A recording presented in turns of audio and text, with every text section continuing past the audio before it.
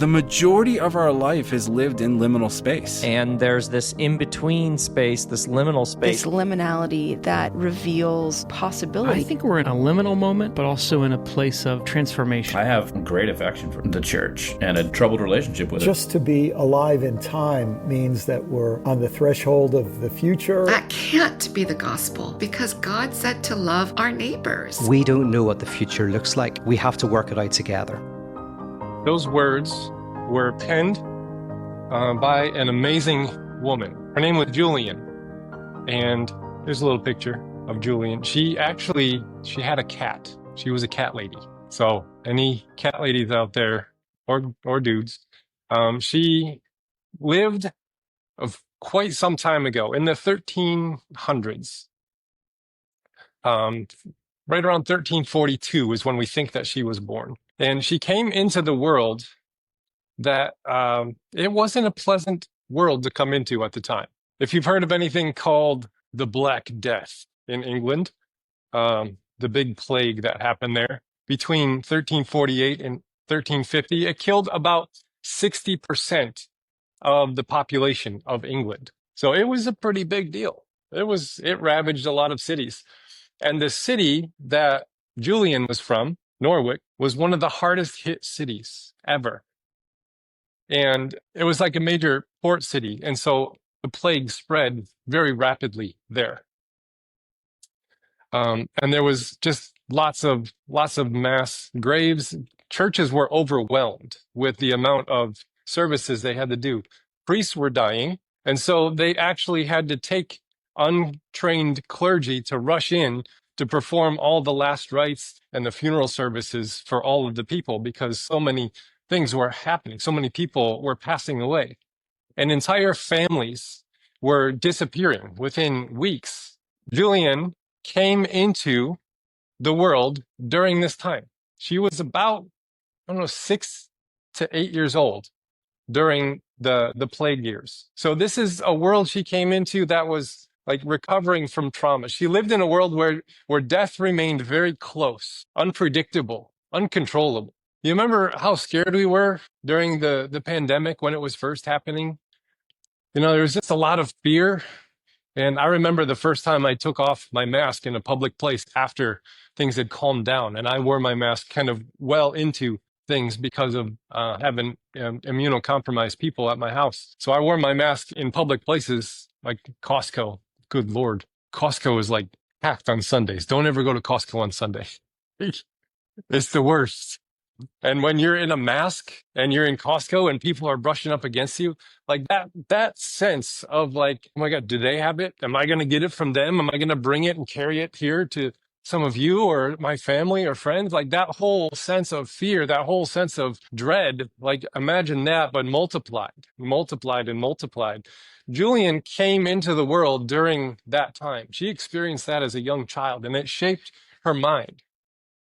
And it shaped her theology, because that was a very forming time for her. And her theology was not one of naive optimism. It was actually forged in the fires of this difficult time during those plague years. Here's a statue of her.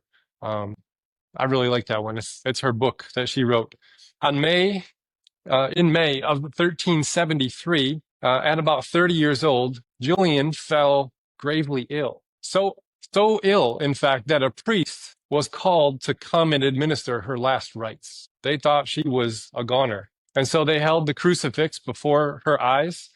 And during that time, she experienced a mystical experience. And she said that she saw 16 visions during that time when she was about to die. She called them showings. And she wrote a book about them because she didn't die.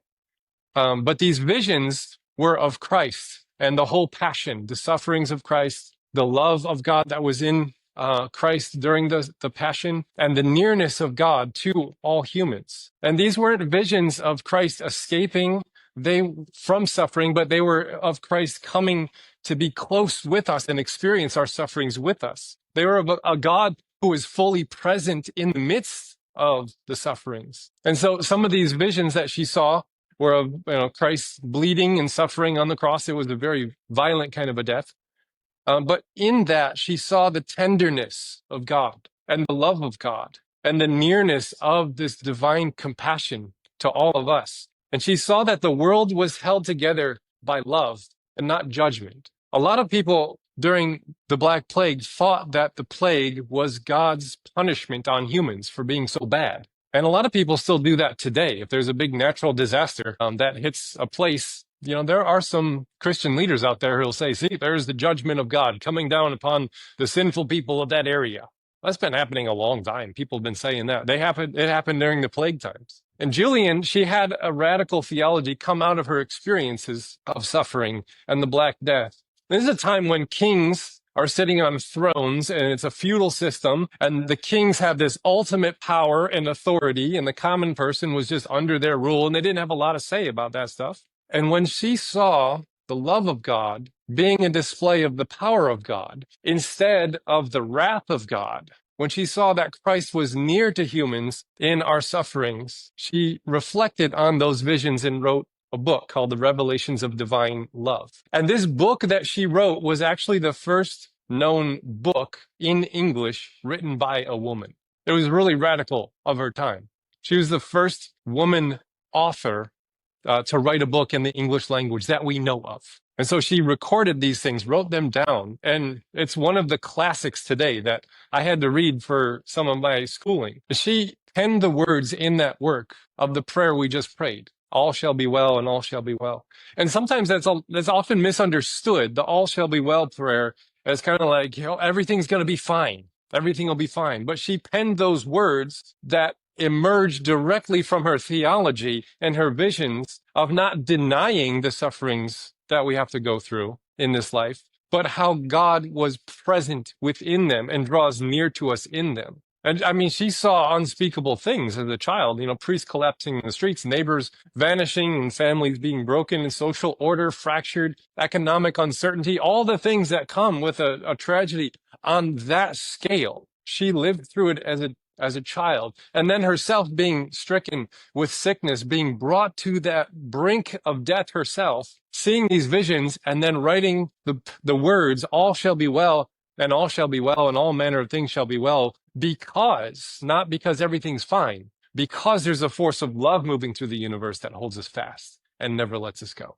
That was radical theology in a time of kings and tyrants with all power in a feudal system. And they just believed that God must be like the kings that oversee us. And therefore, this Black Plague that comes down upon us must have been the wrath of God. And she instead penned the words of that prayer, all shall be well. In a world where death seemed to have this final word, Julian insists that love is actually deeper than death. And this is really profoundly Johannine, which is a word that means it's like the Gospel of John. It's a lot like that Gospel of John. There's her cat, by the way. If you see her cat, she's got a cat. This is a God who doesn't blame. This is a God who's not up there with a wagging finger looking down on humanity and saying, oh my gosh, you just keep screwing up. Even though we do. That's undeniable, but God isn't up there judging every misstep we take. Now, one of Julian's most radical theological claims, especially in plague times where everyone is saying the wrath of God, she said the word, when I saw my visions, I saw no wrath in God. That's pretty radical.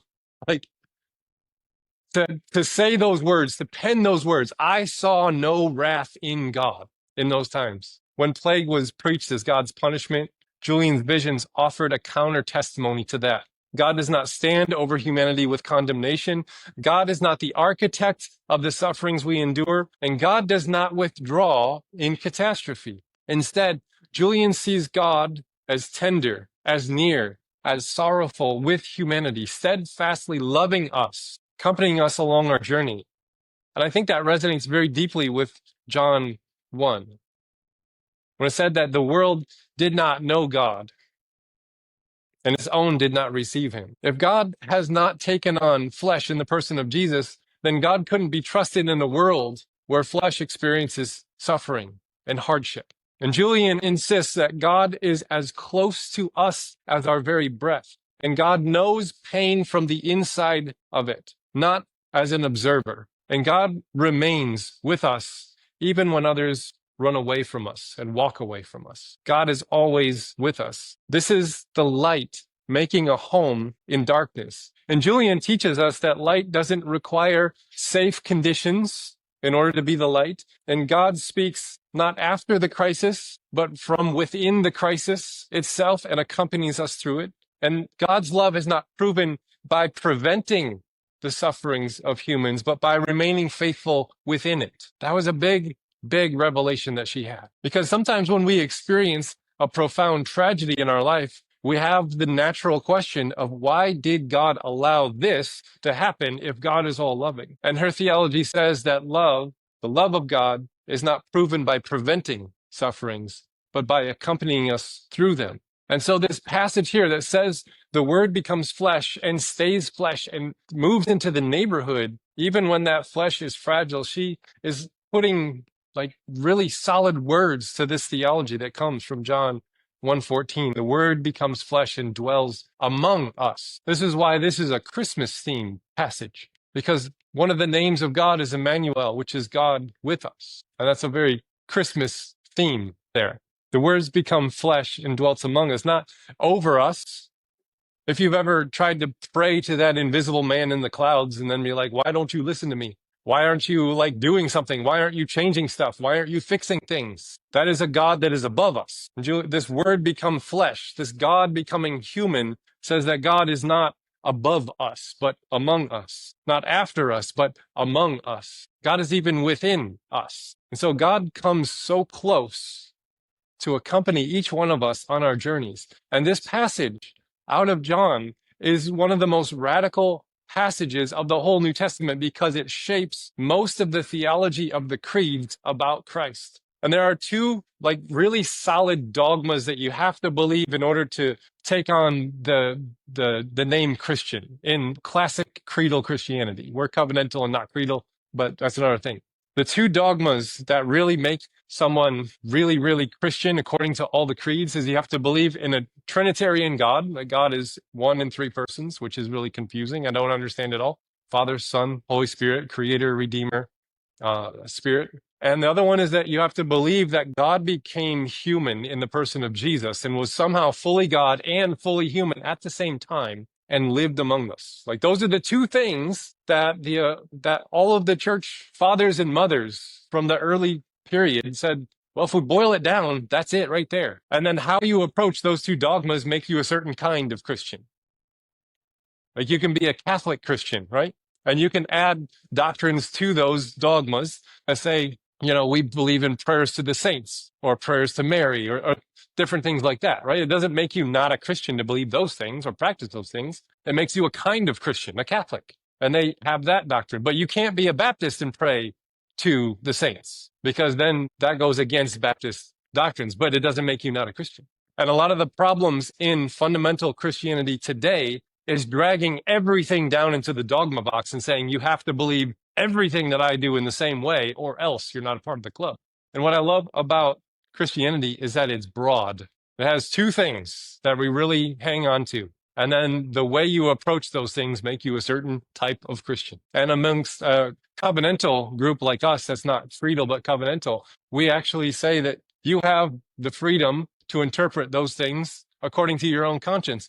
And there are people in this room that hold different beliefs than me. And I love that. Someone came up to me a couple weeks ago and they said, you had a message a couple weeks ago. I gotta say I disagreed with you. And it made me so happy. I was like, it's working. We can have people amongst us. And I'm not like some person up here that just gets to dictate what everyone else has to think and believe and behave.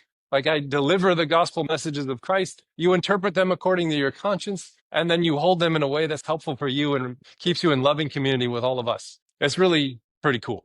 Now, this passage in John, it's one of my favorites, right? But it begs the question, why don't we see God when things go dark? Why is it natural to the human heart to say, well, where is God when we're in the midst of something really difficult? And John says some things in our passage that reveals how we miss the ever-present God in those times. And it's not a fault of the human heart. It's just a condition of the human heart. So he says that God was in the world and the world came into being through him, yet the world did not know him. He came to what was his own, and his own people did not accept him. But to all who received him, who believed in his name, he gave the power to become the children of God, who were born not of blood or of the will of the flesh or of the will of man, but of God, right? Now, the word world is often mistranslated as the sphere of influence that is in opposition to God, that kind of encircles the people who are not Christians.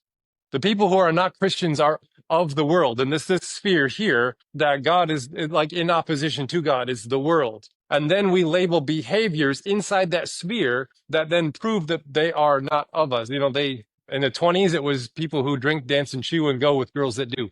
That was a rhyme that was taught to people in Sunday school. Maybe you have heard those phrases before or not. But that was a label we put on what we described as that sphere of influence called the world. When I was a teenager, it was like rated R movies and drinking and smoking and cussing. All those things. Like, you don't do those things because that makes you a part of this sphere. But if you do these things over here, like read your Bible and go to church and be really, really good and all those things, that proves that you're in a different sphere, the sphere of God's kingdom or God's creation. And that's the one that God is inside of. And the people who have faith in God are inside of that one. And they have these two spheres of influence, the world and then God's kingdom. And then we put labels on the things that describe how people behave in each one of those scenarios. But I believe that that's a false separation because it causes us to miss an important point. Because the people of faith, we live in both worlds. We have to exist in both worlds. There's a world and there is God's kingdom. And they seem to be in opposition with one another, but we dwell in both of those worlds at the same time. It is not an either or separation of who's in the club and who's not in the club. For instance, does anyone here use money? Anybody? Maybe a couple people use money, right? Did God invent money? God didn't invent money. Like that's not a part of God's kingdom, but it's a part of the world and the powers of the world. But you can't survive in this world without it. Does that mean that all good Christians don't use money? We'd all be dead if we use money. That's how we get goods and services and food and medical care and all that kind of stuff, right? Like that's a part of the world, the systems and structures. The world can be used to describe here instead the hierarchy of power that distributes our need that humans have overlaid on top of a God's abundant creation. That's the world. The world is the things that we have overlaid on top of the creation that prove hierarchies of power and who gets to distribute those powers and how we have access to those powers. That's the world. It has nothing to do with rated R movies or not, or drinking and gambling and not. I played a lottery ticket yesterday and I won $50. I won bingo. We're playing bingo for family Christmas and I won 5 times. That's gambling. And then I got lottery tickets. I won $55 out of all my lottery tickets, right? But the very fundamentalist teenage version of me was said, no, we don't do that because gambling is the thing in this sphere. And I don't do that because I live in this sphere. The world is not used to describe those behaviors. It's the systems of power that have overlaid on top of God's abundant creation that distribute the needs to the people. And it doesn't seem like we can organize ourselves without that. We have to live in both worlds. But every time we organize ourselves in power structures, the larger it gets, the more corrupt it gets. It's just the story of history. And it can be used to describe, the world can also be used to describe the physical world that God has made, the creation that we all live inside of, right? There is an abundance of, how many acorns are in your yard in the fall, right? How many apples fall from the tree and rot all around us, right? Like, but we still have to go to the store and buy apples, right? We don't have to buy acorns. We don't know what to do with those, but maybe if you're a good forager, you would. But how much of God's good creation falls to the ground and rots and goes to waste, right? Because God's creation is abundant. It just keeps flooding us with all of this good stuff. And then we have to build systems that distribute it. Like I don't have access to avocados in my yard, right? I have to rely on a plane or a boat that brings them to me so I can buy avocados and make some guacamole. Right? That's a part of the world though.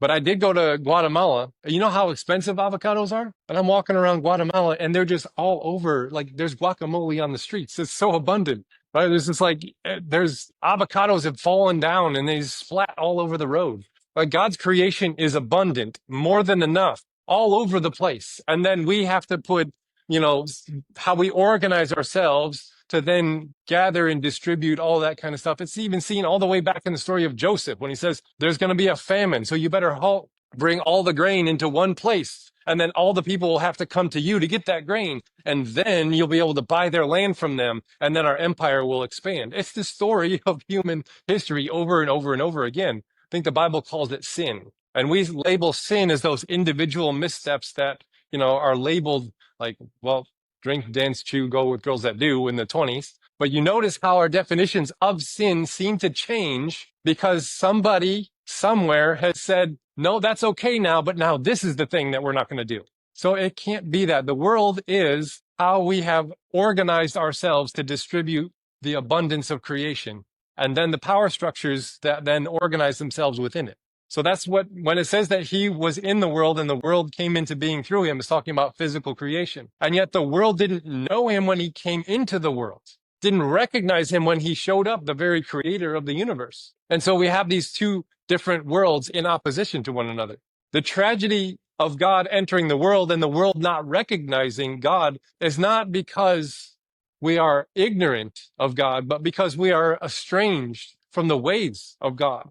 The world is not neutral. It's a system that forgets its own source. Walter Brueggemann would name this as amnesia, creation forgetting its own story, its own narrative of where we came from. And John describes the cry of a world made by God, yet the structures that we overlaid on top of it reject God's presence within it, especially when it disrupts those power structures. And that was the story we looked at with King Herod last week. King Herod is trying to pursue Christ and kill him. So the failure to know God is a failure of attention and not intelligence, because we're pretty smart individuals. But the light is already present with us. It's just unrecognized because it refuses to play the domination rules that are overlaid upon our creation. And then we mistake those domination rules for the fabric of that creation. And then when we're winning with those rules and abundance comes to us, God must be blessing us.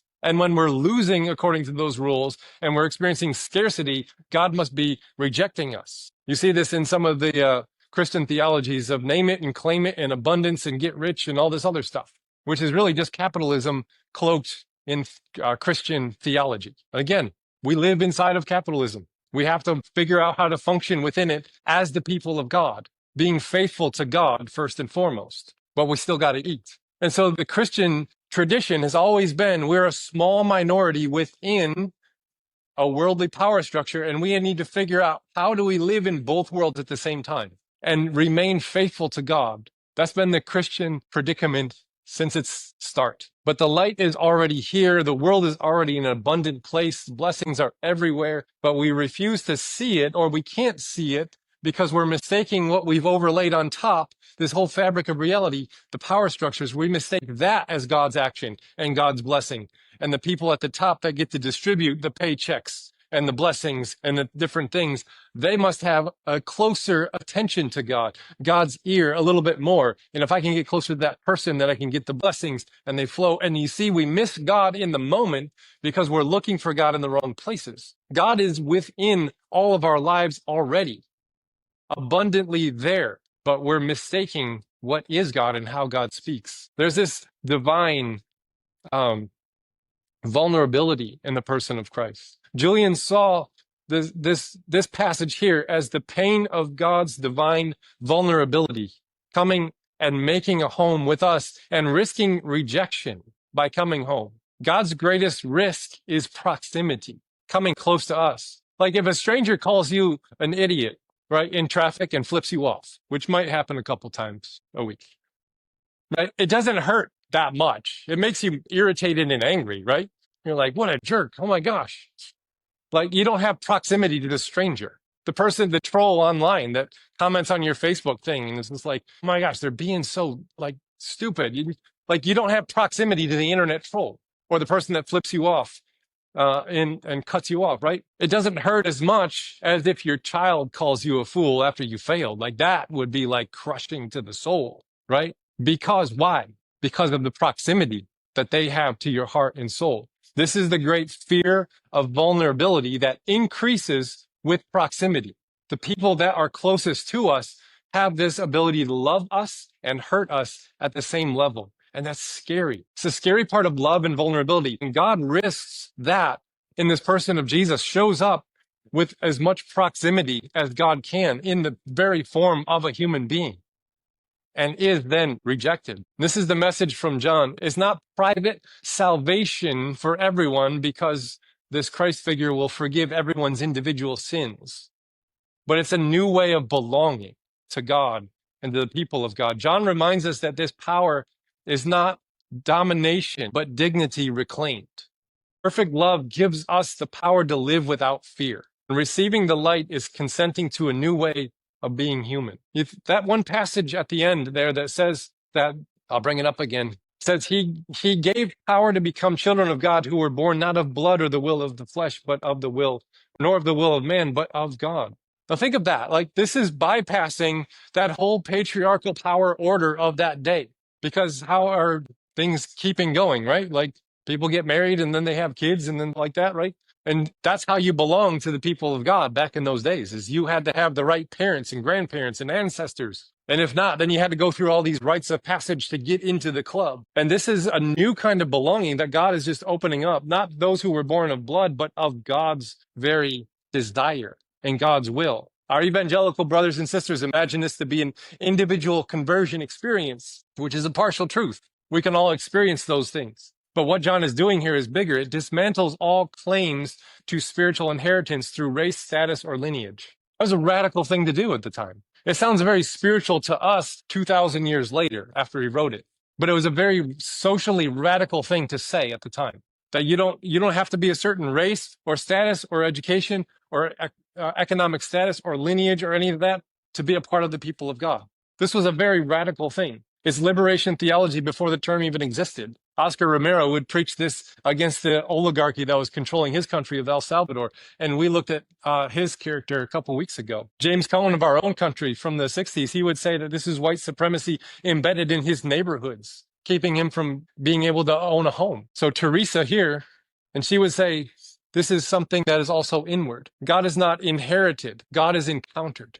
That's radical, because they would say, no, we're children of Abraham. Like, we're good because we got great-great-great-grandfathers that are a part of this thing. And John here is saying God isn't inherited through the will of men and bloodlines and all that kind of stuff. God is encountered in the creation that is around us. God breaks every closed system of belonging, even theological ones, and opens up this grand narrative for all people to engage in. I like what Thomas Merton said. He said, the world is full of God, but we are distracted. We get distracted. In short, he's claiming that God is not contained within the religious, economic, political, or philosophical systems that we overlay on top of God's good creation. We don't get to be the distributors of the blessing of a hierarchy that God has ordained. God has moved into the neighborhood and is as abundant as the very air we breathe.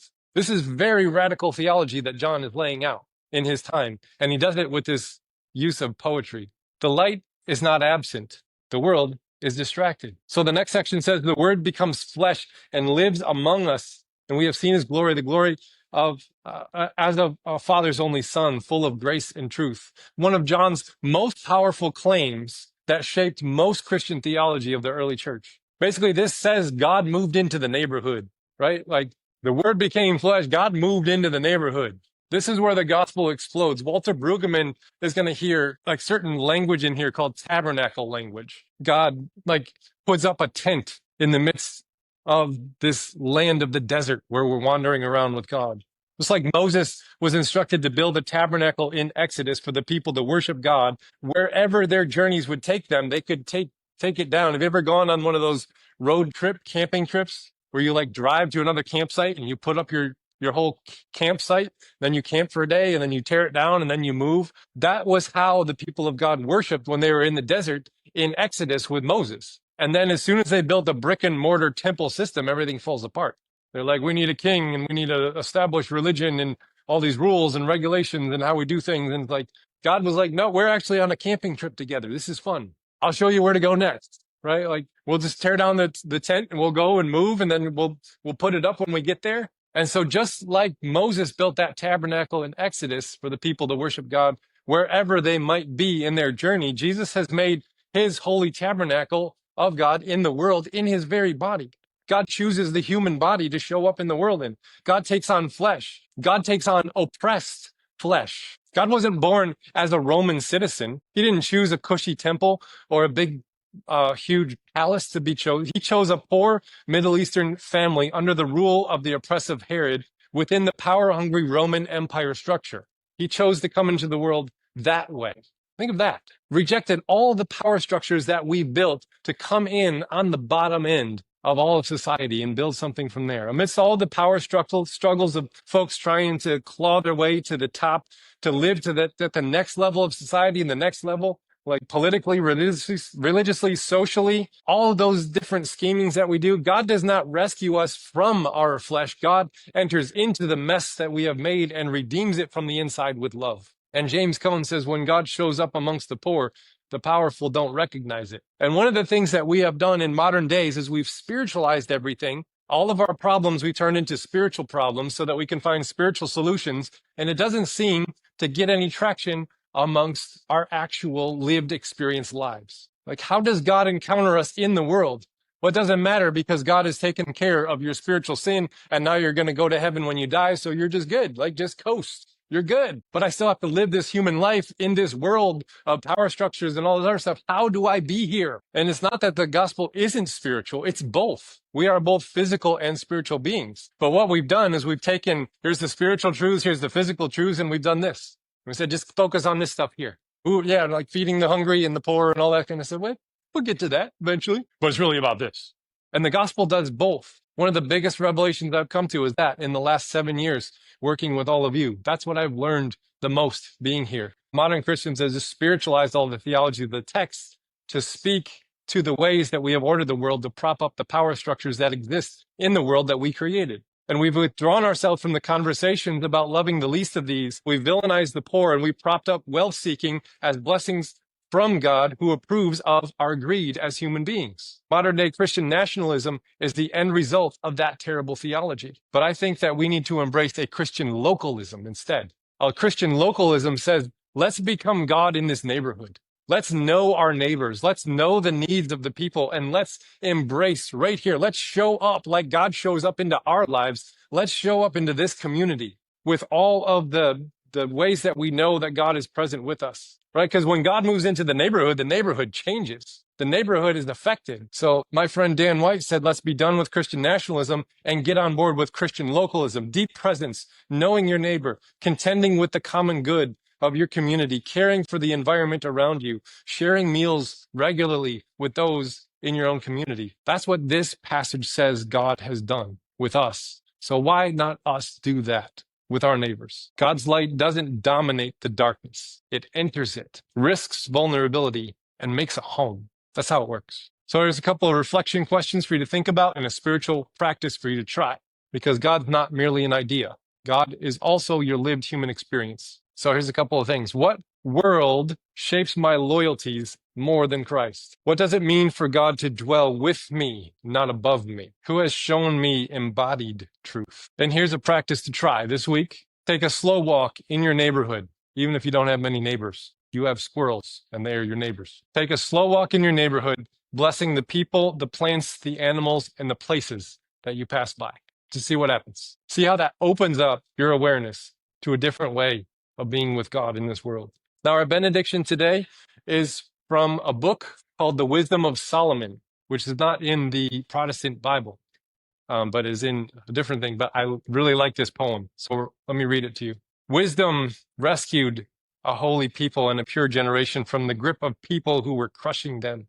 She entered the soul of a man who served the Lord. She has enabled him to oppose terrifying kings by means of signs and wonders. She rewarded the holy ones for their labors and led them along a wonderful route. She became a shelter for them by day and a flaming shower of stars by night. She carried them across the Red Sea and led them through the deep waters. She drowned their enemies and caused the depths to boil up over them. The people who did what was right then stripped the ungodly of their weapons. All together they sang hymns to your holy name, Lord. They praised your hand, which has defended and fought for them. Wisdom opens the mouths of those who can't speak and puts clear words on the tongues of infants. As the wisdom of Solomon, chapter 10, verses 15 through 20. Amen.